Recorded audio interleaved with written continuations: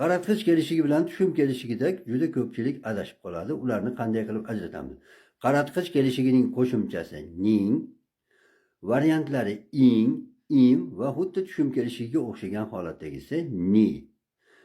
U qaratqich kelishiga qo'shimchasini olgan so'zlar gapda qaratqich aniqlovchi bo'lib keladi.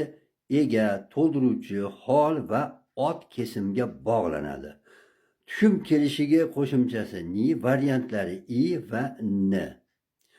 Tushum kelishiga qo'shimchasini olgan so'zlar gapda vositasiz to'ldiruvchi bo'lib keladi va faqat fe'l kesimga bog'lanadi. Qaratqich kelishigi bilan tushum kelishigi belgili va belgisiz bo'lishi mumkin. Olmaning bargi, olma bargi. Daftarni varaqladi, daftar varaqladi. Kitobni o'qidi, kitob o'qidi.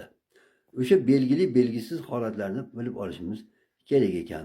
Qaratqich kelishiga olgan so'zlar o'zi bilan bog'langan so'zlar bilan birgalikda moslashuvni bildiradi.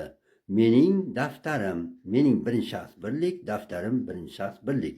Bizning vatanimiz, bizning birinchi shaxs ko'plik, vatanimiz birinchi shaxs ko'plik.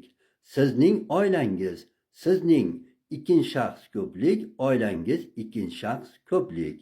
Tushum kelishiga olgan so'zlar o'zi bilan bog'langan so'zlar bilan qo'shilib boshqaruv bo'ladi. Mana ularning anchagina farqini o'rganib oldik. Keyingi darslarimizda ushbu mavzuni yana davom ettiramiz.